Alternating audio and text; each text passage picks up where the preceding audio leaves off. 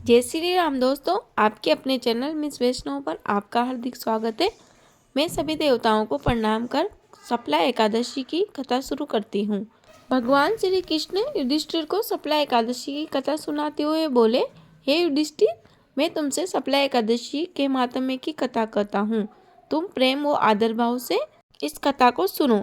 चंपावती नगरी में एक महिष्मान नाम का राजा राज करता था। उसके 4 पुत्र थे, जिनमें सबसे बड़े पुत्र का नाम लुम्पक था। लुम्पक बड़ा दुराचारी स्वभाव वाला व्यक्ति था। वह किसी का भी आदर सम्मान आदि नहीं करता था। मांस मदिरा का सेवन करता था, पर स्त्री गमन वेश्याओं का आदि कुकर्मों से संपूर्ण था। राजा अपने पुत्र के कर्मों एवं गंदे आचरण से बहुत परेशान हो गया था। इसीलिए उसने एक दिन अपने पुत्र लुम्पक को राज्य से बाहर कर दिया। उस राज्य के बाहर एक पीपल का वृक्ष था, जो भगवान को बहुत प्रिय था। सभी देवताओं का क्रीड़ा स्थान भी वही था। वह लुम्पक भी ऐसे पतित पावन वृक्ष के सहारे रहने लगा, परंतु उसका स्वभाव रत्ती भर भी न बदला। उसकी वही टेढ़ी चाल रही। अब वह अपने पिता राजा महिष्मान के घर चोरी करने जाता और उसी से अपने गंदे शौकों को पूरा करता। पुलिस भी उसे बार बार पकड़कर छोड़ देती थी। एक दिन पौष मास के कृष्ण पक्ष की 10वीं की रात्रि को उसने खूब लूटमार की और निर्दोष जनता पर अत्याचार किया, जिससे पुलिस ने उसे पकड़ लिया और वस्त्र उतार कर भेज दिया। पौष मास में कड़ाके की ठंड थी। वह ऐसी ठंड में निर्वस्त्र उसी पीपल की शरण में आ गया। हेमगिरी पर्वत की बहुत ही शीतल शीतल पवन आ रही थी। लुम्पक पापी था, उसी पाप का प्रभाव अब उसे दिखने लगा था। लुम्पक के सभी अंगों में गठिया रोग ने प्रवेश किया और हाथ पांव अकड़ गए। प्रातः सूर्योदय होने के बाद कुछ दर्द कम हुआ, परंतु पेट में अभी भी दर्द था। ऐसी स्थिति के कारण वह आज जीवों को मारने में असमर्थ था और न ही उसमें आज इतनी शक्ति थी कि वह वृक्ष पर चढ़कर फल तोड़ सके। ऐसे में उसने नीचे गिरे हुए फल बीन लिए और पीपल की जड़ में रखकर कहने लगा, हे प्रभु, इन फलों का भोग आप ही लगाइए। मैं इन फलों को नहीं खाऊंगा। मैं अब भूख हड़ताल करके इस शरीर को त्याग दूंगा। मेरे इस कष्ट भरे जीवन से तो मृत्यु भली है। लुम्पक ऐसा बोलकर भगवान के ध्यान में मग्न हो गया। संयोग से उस दिन सफला एकादशी थी। लुम्पक को सारी रात नींद नहीं आई। वह सारी रात भजन कीर्तन में व्यस्त रहा, परंतु प्रभु ने उन फलों का भोग नहीं लगाया जो लुम्पक ने बीनकर पीपल की जड़ में रखे थे। प्रातःकाल हो गई और एक दिव्य अश्व आकाश से उतरकर लुम्पक के समीप आया और आकाशवाणी के माध्यम से नारायण जी कहने लगे, तुमने अनजाने में सफला एकादशी का व्रत किया है। उसके प्रभाव से तेरे समस्त पाप नष्ट हो गए हैं। आगे नारायण जी कहते हैं कि जिस प्रकार अग्नि को जानकर या अनजाने में हाथ लगने पर हाथ जल जाते हैं, वैसे ही एकादशी भूल कर रखने पर भी अपना प्रभाव दिखाती है।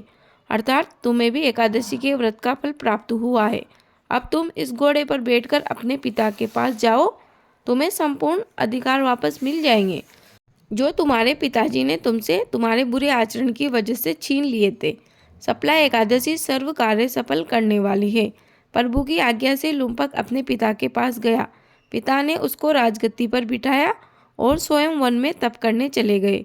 लुम्पक ने सफला एकादशी का ऐसा फल पाकर अपने सभी राज्य के स्त्री पुरुषों को सफला एकादशी व्रत करने का आदेश दिया। अब से लुम्पक के राज्य में सभी प्रजा सफला एकादशी का व्रत विधि सहित करने लगी। भगवान श्री कृष्ण युधिष्ठिर जी से बोले, हे युधिष्ठिर, ऐसा इस एकादशी का माहात्म्य है। इस एकादशी के माहात्म्य को सुनने से अश्वमेध यज्ञ का फल मिलता है। आगे भगवान श्री कृष्ण कहते हैं, मैं दान, स्नान, तीर्थ, तप आदि शुभ कार्यों से जल्दी प्रसन्न नहीं होता हूँ। एकादशी व्रत करने वाला प्राणी मुझे अपने प्राणों से भी अधिक प्रिय हो जाते हैं। बोलो विष्णु भगवान की जय। बोलो लक्ष्मी नारायण भगवान की जय। अधूरी रही हो तो पूरी कर जो, पूरी हो गई हो तो मान कर जो।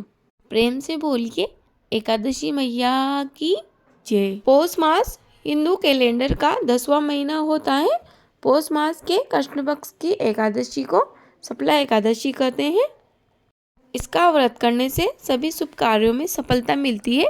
इस एकादशी व्रत में भगवान नारायण जी की पूजा होती है।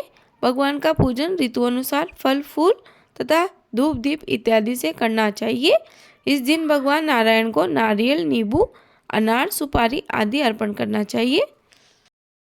दोस्तों, एक वर्ष में 24 एकादशी तिथियां आती है और यह 24 एकादशी तिथियां भगवान विष्णु को समर्पित है। सप्ला एकादशी व्रत में तिल व गुड़ से बने सगार को किया जाता है।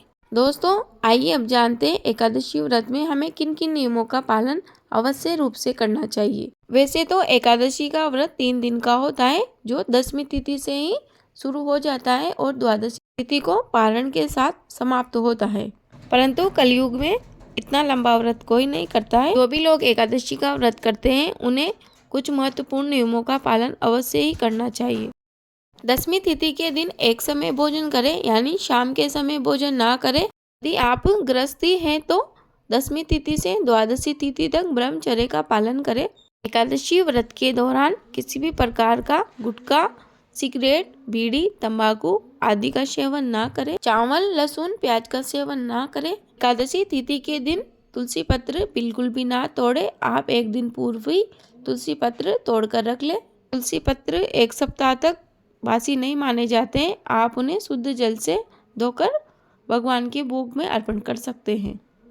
महिलाओं एवं बालिकाओं को 10वीं तिथि के दिन ही अपने बाल धो लेने चाहिए, क्योंकि एकादशी तिथि के दिन महिलाओं एवं बालिकाओं को बाल नहीं धोना चाहिए। किसी की निंदा, बुराई, चुगली इत्यादि नहीं करना चाहिए और यदि कोई कर रहे हो तो उनके पास नहीं बैठना चाहिए। एकादशी के दिन हरि भजन करना चाहिए एवं द्वादशी तिथि के दिन शुभ मुहूर्त में दान देकर अपने एकादशी व्रत का पालन करना चाहिए।